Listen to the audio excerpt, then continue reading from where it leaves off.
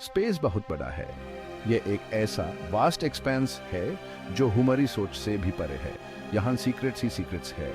हर कोना एक नई कहानी, एक नया राज छुपाए बैठा है। लेकिन कुछ सीक्रेट्स ऐसे होते हैं जिन्हें इग्नोर करना मुश्किल होता है। ये सीक्रेट्स हम अपनी तरफ खींचते हैं। आयो एक ऐसा ही सीक्रेट है। यह जुपिटर का एक फैसिनेटिंग मून है। जुपिटर का ये चंड एक आग का गोला है।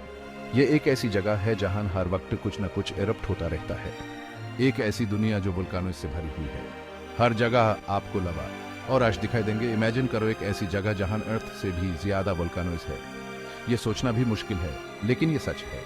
वो है आयो, जो हमारी जानकारी में सबसे ज्यादा वोल्केनिकली एक्टिव वर्ल्ड है। यह एक ऐसा जगह है जहां हर वक्त कुछ ना कुछ इरप्ट होता रहता है। आयो के वोल्केनोज एक कमाल का नजारा है। यह एक विजुअल ट्रीट है जो आपको मेस्मराइज कर देगा। सल्फर और सल्फर डाइऑक्साइड के फॉरवेयर स्पेस में निकलते रहते हैं। ये फॉरवेयर आयो को एक यूनिक अपीयरेंस देते हैं। ये फॉरवेयर हंड्रेड्स ऑफ किलोमीटर्स तक ऊंचे जा सकते हैं। ये एक ऐसा साइट है जो आपको स्टंट कर देगा। ये आयो की सरफेस को येलो, रेड और ऑरेंज कलर से रेंज देते हैं। ये कलर्स आयो को एक वाइब्रेंट और डायनामिक लुक देते हैं। आयो इस बात का सबूत है कि हमारे सोलर सिस्टम में कितनी पावर छुपी हुई है। यह एक रिमाइंडर है कि नेचर कितना पावरफुल हो सकता है। लेकिन आयो सिर्फ एक नजारा नहीं है, यह एक साइंटिफिक वंडर भी है। यह तो साइंटिफिक नॉलेज का खजाना है। यह हमें बहुत कुछ सिखाता है। आयो को स्टडी करके हम वो फोर्सेस समझ सकते हैं जो प्लैनेट्स और मून्स को बनाते हैं। यह हम प्लैनेटरी फॉर्मेशन के प्रोसेसेस के बारे में इंसाइट देता है।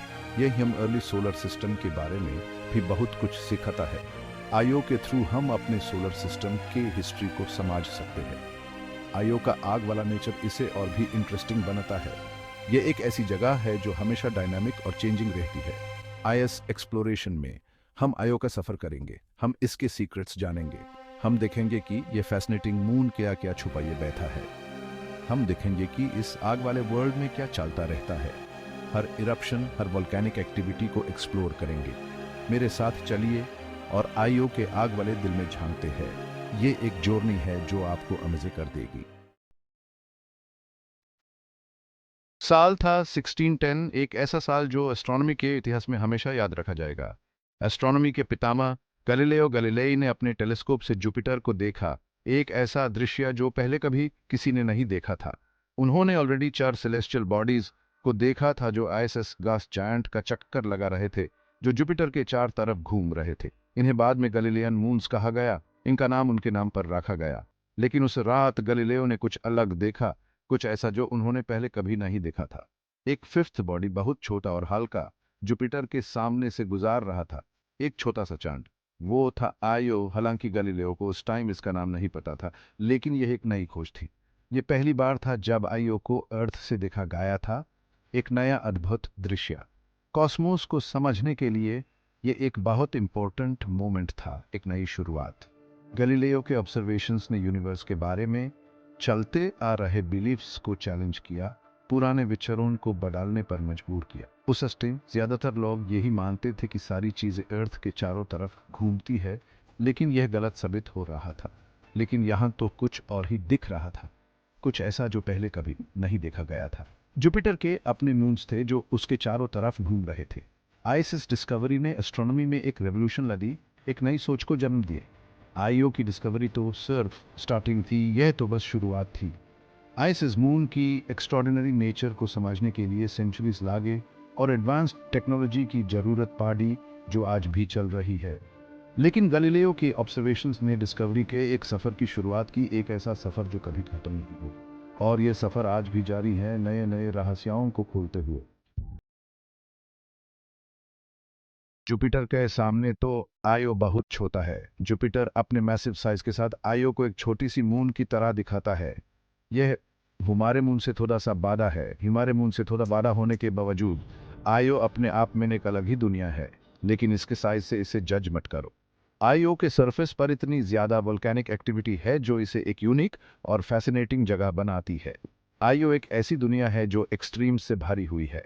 यहाँ के एक्सट्रीम्स किसी भी और सेलेस्टियल बॉडी से अलग और अद्भुत है। इसकी सरफेस वोल्केनोज, लावा फ्लोज और सल्फर प्लेन्स से भरी हुई है। यह सब मिलकर आईओ को एक डायनामिक और कॉन्स्टेंटली चेंजिंग वर्ल्ड बनाते हैं। हमारे मून की शंट ग्रे सरफेस से बिल्कुल अलग आयो कलर्स से भरा हुआ है। ये रंग आयो को एक वाइब्रेंट और विजुअली स्टनिंग जगह बनाते हैं। येलोज, रेड्स, ऑरेंजेस और ब्लैक भी इसकी सरफेस पर दिखते हैं। ये रंग आईओ के सरफेस को एक पेंटिंग की तरह बनाते हैं। ये कलर सल्फर और सल्फर कंपाउंड्स की वजह से है जो आईओ के वोल्केनोज से निकलते हैं। सल्फर के ये एमिशंस आईओ के लैंडस्केप को और भी ज़्यादा फैसिनेटिंग बनाते हैं। ये एक ऐसी दुनिया है जो हमेशा बदल रही है। हर इरप्शन के साथ आईओ का सरफेस नया और अलग दिखने लगता है। इसकी सरफेस वोल्केनोज की वजह से हमेशा नई बनती रहती है। हर नए वोल्केनिक फॉर्मेशन के साथ आईओ का लैंडस्केप और भी ज़्यादा कॉम्प्लेक्स और इंटरेस्टिंग हो जाता है।